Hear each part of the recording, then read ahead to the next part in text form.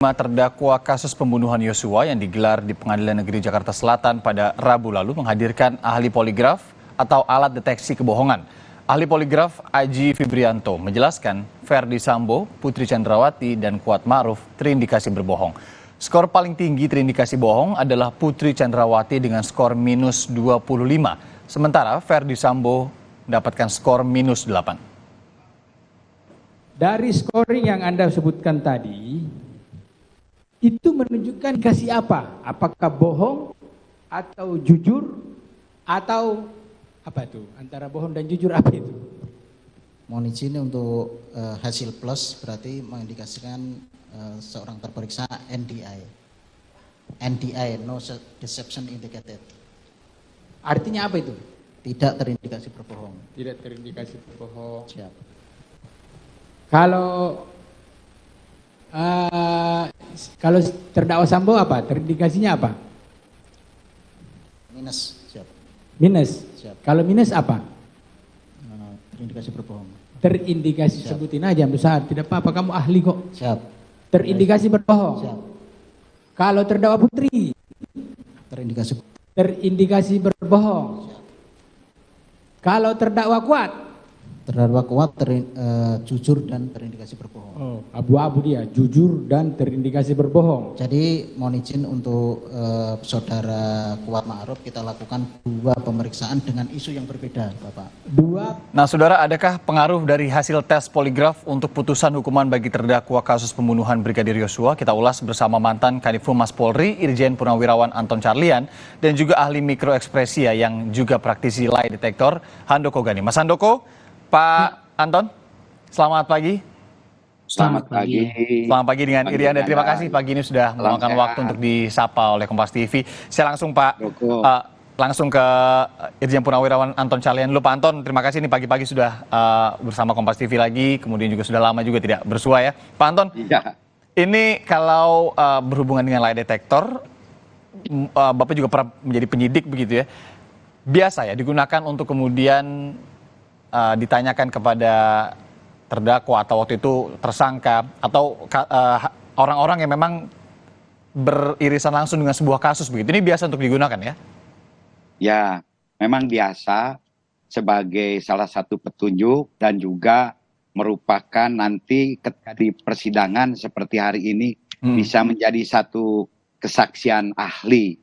Dan ini dalam hal ini sesuai dengan judulnya bagaimana efek daripada hasil dari Sambo dengan PC ini, justru ini akan sangat berdampak terutama kepada tersangka-tersangka lain. Oh, okay. Karena tersangka lain di Polri ini ada 90 orang loh. Yeah.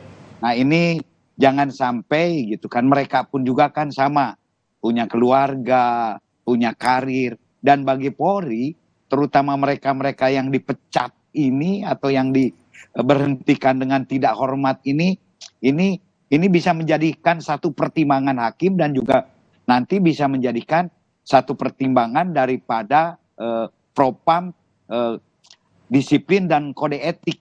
Bisa saja nanti mungkin bisa berpengaruh yang asalnya mungkin diberhentikan dengan tidak hormat, bisa saja ditinjau ulang agar tidak diberhentikan. Karena ketika diberhentikan ini adalah hukuman yang paling berat ya? Paling berat sekali.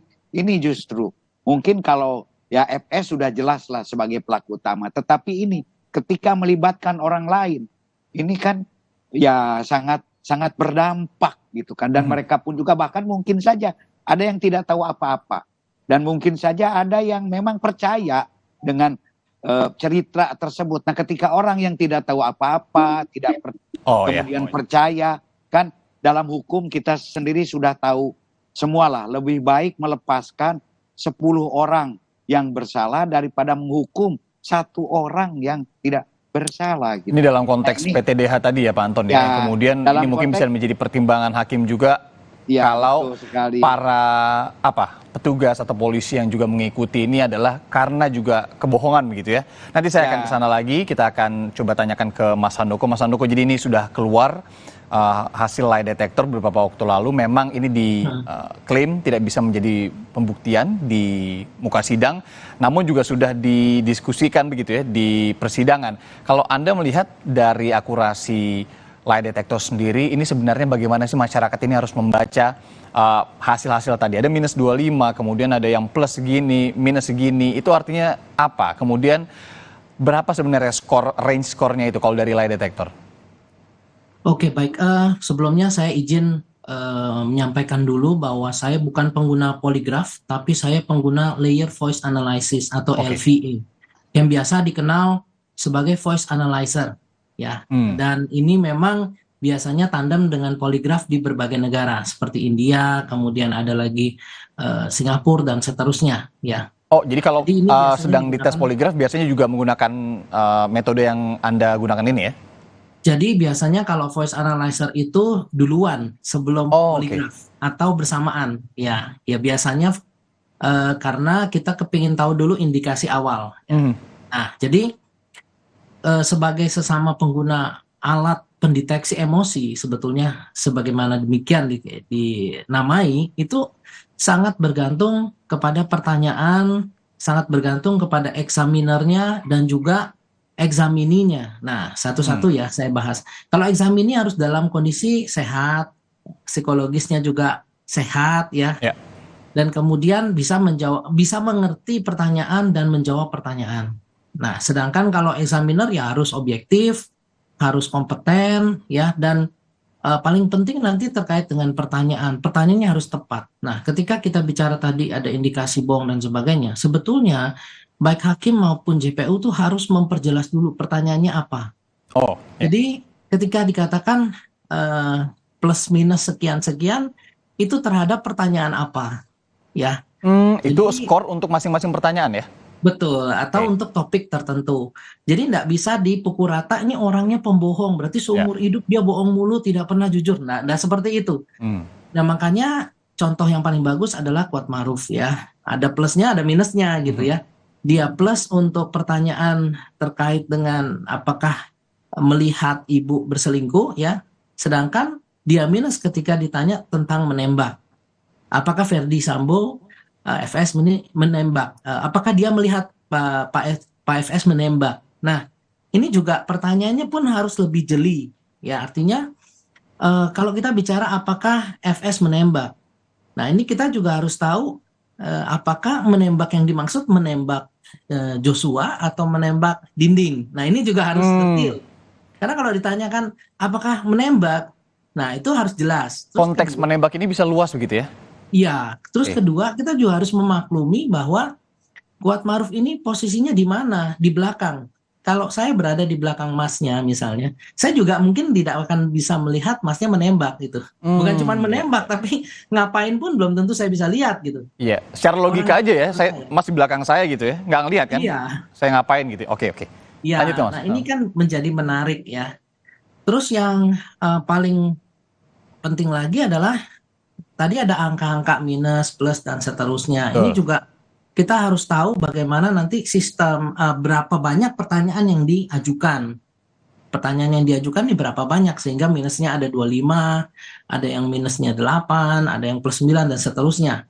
Nah, jadi kalau kita bicara angka, sebetulnya kalau dikatakan harusnya bagaimana, harusnya ya plus gitu ya.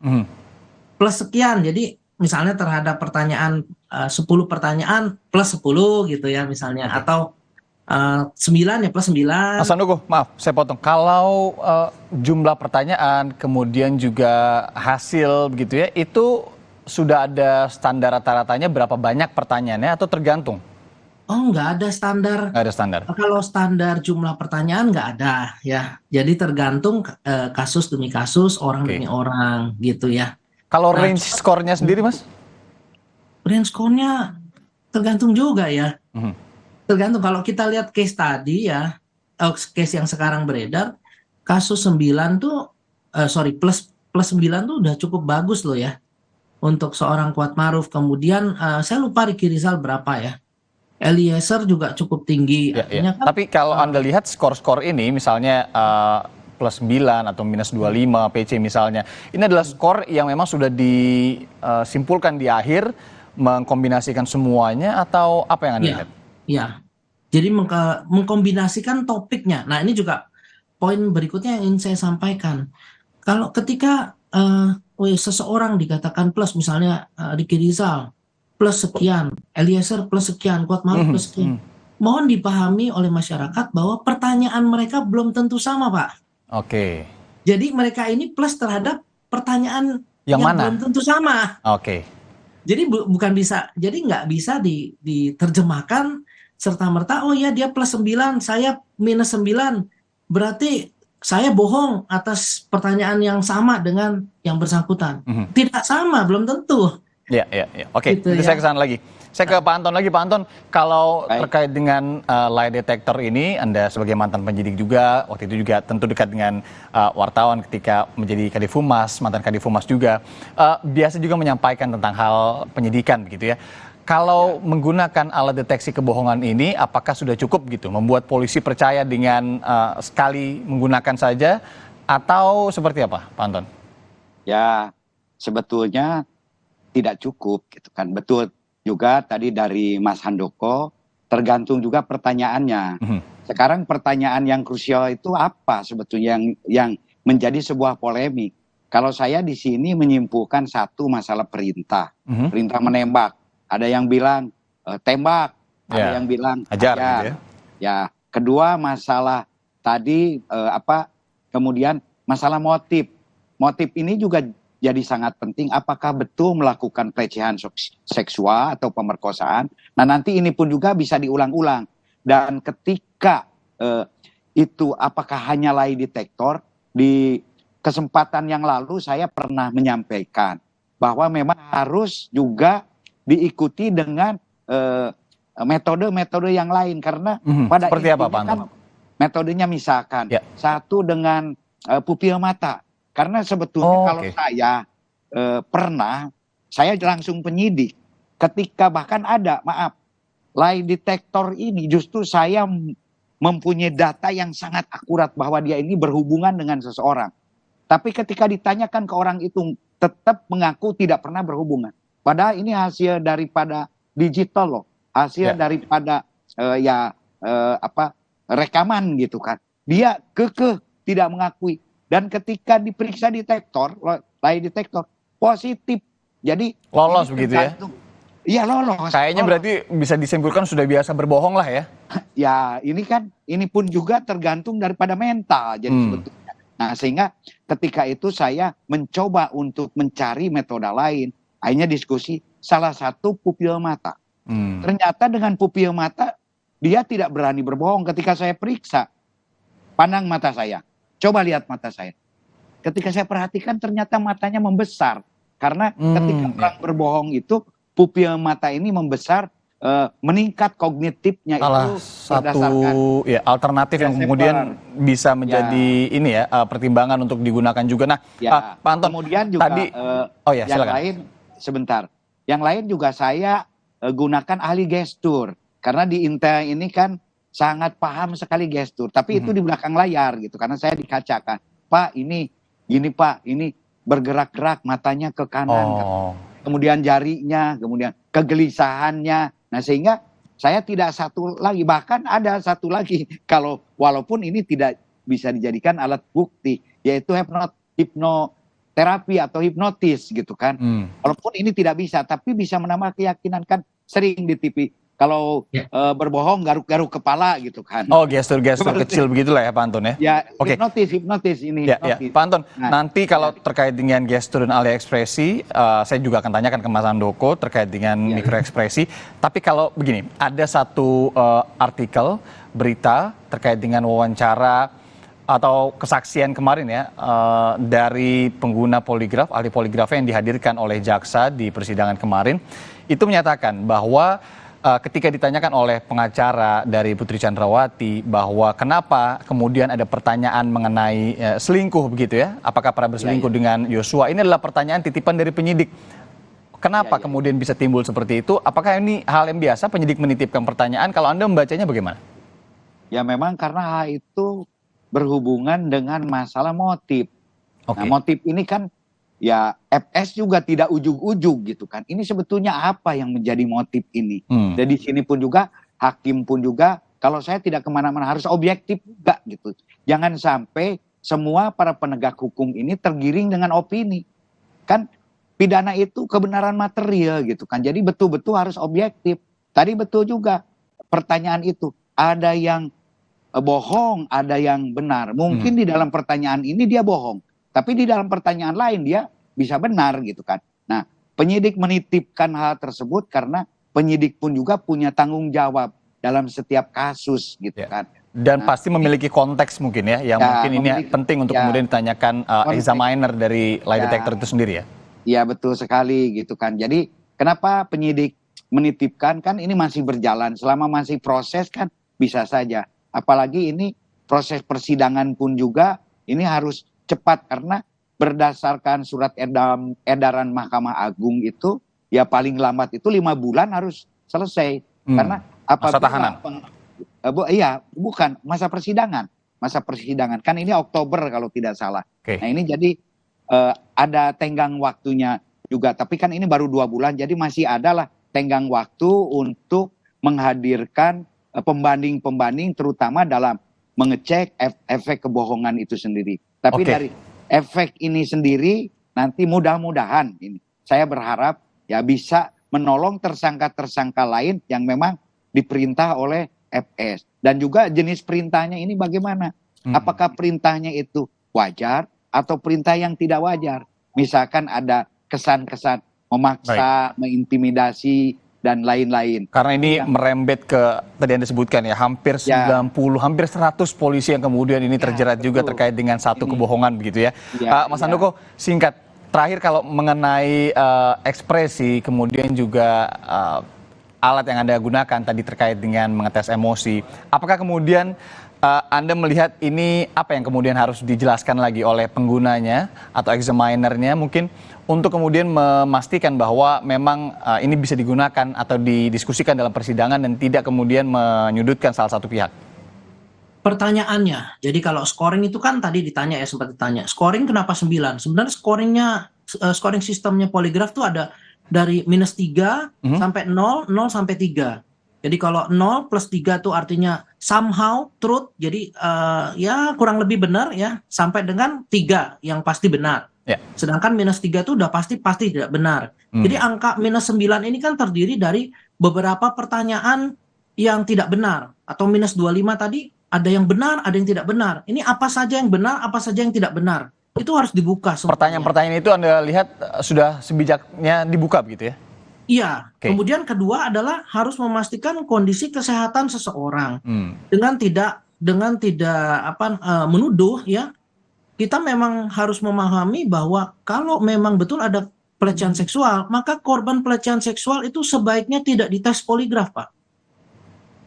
Ya, karena dalam kondisi traumatis, makanya harus dicek betul, dipastikan betul kesehatan jasmani rohani dari semua pihak. Oke. Supaya tidak jadinya ngaco begitu loh ya. Karena alat adalah alat gitu. Kalau alat itu diperiksakan pada orang yang sedang stres, alat itu akan bergerak menjadi ngaco gitu. Ya, ini yang kemudian menjadi unik ya terkait dengan lie detector ini juga plus minus pro kontra bisa dibilang seperti itu, dan tadi Pak Anton juga menyebutkan banyak juga cara-cara lain yang mungkin bisa digunakan oleh penyidik sebelumnya ini untuk melihat kebohongan, kemudian juga kejujuran, dan termasuk apa yang digunakan oleh Mas Handoko Gani. Mas Handoko Gani, terima kasih pagi ini sudah meluangkan waktu, kemudian juga Pak Irjen Purnawirawan Anton Carlyan, mantan Kadifumas Polri. Terima kasih, nanti kami akan berlanjut berdiskusi dengan Pak Anton ya, Pak Anton, di Breaking News Kompas TV. Untuk saat ini terima kasih dan salam sehat selalu. Salam sehat. Selamat pagi.